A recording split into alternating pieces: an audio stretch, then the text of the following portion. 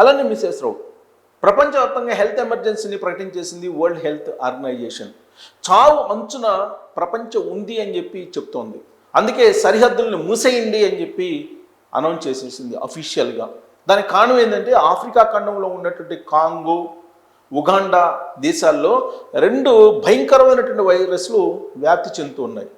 ఇప్పటి వరకు 300 మందికి ఆ దేశంలో ఆ వ్యాధి సోకితే 88 మంది చనిపోయారని చెప్పి అఫీషియల్గా వెలువడుతున్నటువంటి న్యూస్. ఏంటి ఈ వైరస్ అనంటే ఎబోలా అనేటువంటి వైరస్ పేరు మనం విన్నాం.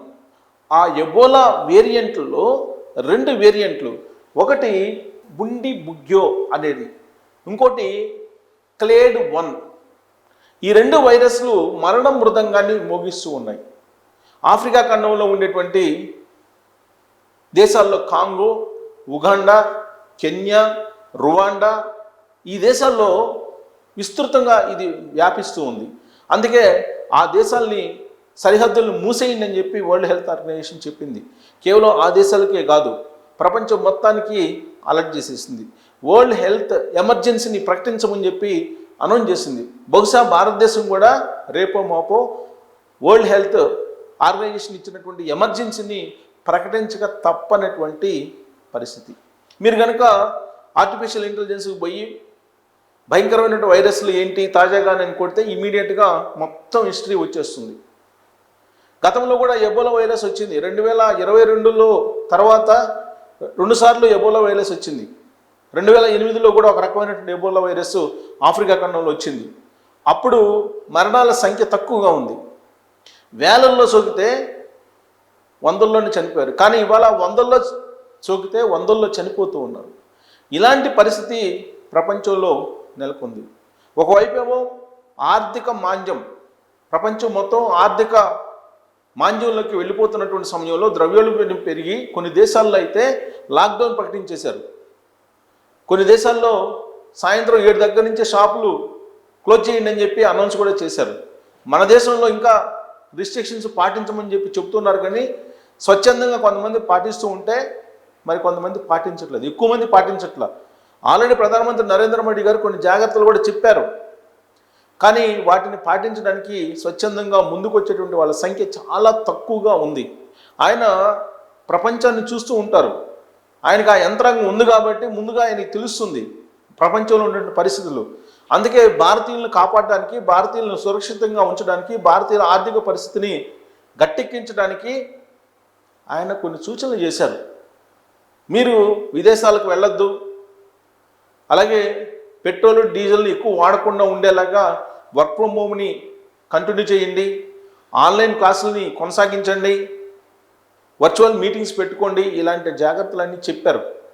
కరోనా వైరస్ సోకినప్పుడు 2019 నుంచి 2022 మధ్యలో కరోనా క్రైసిస్ ఇచ్చినప్పుడు ఏ విధంగా సంఘటితంగా భారతీయులందరూ కూడా నరేంద్ర మోడీ గారు ఏది చెప్తే అది చేసి బయటపడ్డారో అదే తరహాలో ఇప్పుడు ఆర్థిక సంక్షోభం, మరొక వైపు ఆఫ్రికా ఖండాల నుంచి దూసుకొస్తున్నటువంటి వైరస్లు, ఈ 2 పెద్ద సంక్షోభాలు, ఇవి 2 పెద్ద పెనుముప్పు అని చెప్పి వరల్డ్ హెల్త్ ఆర్గనైజేషనే చెప్తూ ఉంది.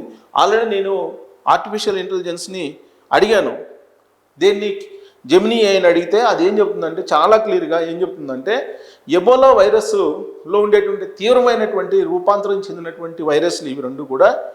ఈ రెండిట్లో ఒకటి క్లేడ్ 1B, ఇది చాలా డేంజర్ వేరియంటు. ఇది మంకీ ఫాక్స్ నుంచి రూపాంతరం చెందుతూ ఈ వైరస్ కాంగోలో ప్రారంభమై ఉగాండా, కెన్యా, రువాండా మీదుగా పొరుగు దేశాలకు విస్తరిస్తుంది. అందుకే ఆ దేశాల సరిహద్దులను మూసేయమని చెప్పారు. వరల్డ్ హెల్త్ ఆర్గనైజేషన్ చెప్పింది. ఖచ్చితంగా వరల్డ్ హెల్త్ ఆర్గనైజేషన్ చెప్పినటువంటి సూచనలు, సలహాలు పాటించాలి. లేదంటే ప్రపంచం మొత్తం ఆ వైరస్ తోటి మునిగిపోయేటువంటి అవకాశం ఉంది. మరణ మృదంగం మొత్తం వరల్డ్ మొత్తం అదే మరణ మృదంగం వినిపించేటువంటి భయానకమైనటువంటి వాతావరణం కనిపిస్తుంది. ఈ వైరస్లు సోకినటువంటి వాళ్ళకి లక్షణాలను కూడా వరల్డ్ హెల్త్ ఆర్గనైజేషన్ చెప్పింది. ఎలాంటి లక్షణాలు ఉంటాయి? విరోచనాలు, రక్తస్రావం కావడం, దాంతోపాటు కండరాల నొప్పులు, తలనొప్పి, జ్వరము, చర్మం పైన దద్దుర్లు, చీములు వచ్చేలాగా బొబ్బలు రావటం, దద్దుర్లు నుంచి చీము రావటం, ఇలాంటి లక్షణాలు ఉండి తీవ్రమైనటువంటి జ్వరంతో బాధపడుతూ ఉంటారు ఈ వైరస్ సోకినటువంటి వాళ్ళు అని చెప్పి వరల్డ్ హెల్త్ ఆర్గనైజేషన్ చెప్తుంది. కాబట్టి ఇప్పుడు కొంతమంది మన వాళ్ళు కూడా ఆఫ్రికా ఖండాల్లో ఉన్నారు.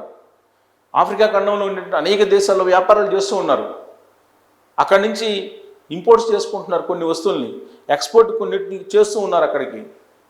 ఈవెన్ ఇప్పుడు ప్రపంచ యాత్రికుడిగా ఉన్నటువంటి నాన్వేష్ కూడా ఉగాండాలో ఉన్నారని చెప్పి కొద్దిసేపటి క్రితమే నాకు వేరే మిత్రులు కూడా చెప్పారు. సో ఆ దేశాల నుంచి మన దేశానికి ఎవరైనా వస్తే కనుక ఖచ్చితంగా వాళ్ళని రిస్ట్రిక్షన్ చేయాల్సిన అవసరం ఉంది, ఐసోలేషన్లో పెట్టాల్సిన అవసరం ఉంది. ఎందుకంటే ఇది చాలా డేంజర్గా ఉంది. 300 మందికి చూస్తే 88 మంది చనిపోయారు, మిగిలినటువంటి వాళ్ళు బెడ్ మీద ఉన్నారు. అంటే చావు రేషియో, వ్యాధి సోకినటువంటి వాళ్ళ చావు రేషియో చాలా ఎక్కువగా ఉంది. ఇది చాలా డేంజర్ అని చెప్పి చెప్తున్నారు. సో ఇప్పుడే వరల్డ్ హెల్త్ ఆర్గనైజేషన్ హెచ్చరించింది కాబట్టి భారతదేశం కూడా అలర్ట్ అయ్యేటువంటి అవకాశం ఉంది. బహుశా రేపో మాపో అత్యవసర సమావేశాన్ని నరేంద్ర మోడీ గారు కూడా ఢిల్లీలో ఏర్పాటు చేసి, ఆయన విదేశాల్లో ఉన్నారు కాబట్టి వచ్చిన తర్వాత యుఏఈ పర్యటన నుంచి వచ్చిన తర్వాత ఏదో ఒక రోజు త్వరలోనే రేపో ఎల్లుండో లేదంటే రెండు మూడు రోజులకు ఖచ్చితంగా మళ్ళీ లాక్డౌన్ తరహా ప్రకటన వచ్చేటువంటి ప్రమాదం అయితే పొంచి ఉంది. సరిహద్దుల్ని క్లోజ్ చేస్తున్నారు. ఆర్థిక మాంద్యం కారణంగా ఇప్పటికే ఎయిర్ ఇండియా విమానాల్లో కోత పెట్టేశారు. అలాగే ఆయా దేశాల్లో ఉండేటువంటి విమానయాన కంపెనీలు తగ్గించేస్తున్నాయి విమానాలని, ఎందుకంటే ఫ్యూయల్ రేటు పెరిగిపోయింది. కాకపోతే మొత్తం కంప్లీట్గా క్లోజ్ చేయాలి అనేటువంటి ఆలోచన చేస్తున్నారు. కంప్లీట్గా క్లోజ్ చేయకపోతే ఈ వైరస్ నుంచి బయటపడటం అనేది చాలా కష్టం అంటున్నారు. దీంట్లో బుండి బుగ్యో అనేటువంటి వైరస్, సో ఎబోలా వైరస్ నుంచి రూపాంతరం చెంది ప్రాణాంతకంగా మారినటువంటి వైరస్ ఇది బుండి బుగ్యో. ఇది చాలా వేగంగా వ్యాప్తి చెందుతుంది అని చెప్పి వరల్డ్ హెల్త్ ఆర్గనైజేషన్ చెప్తుంది.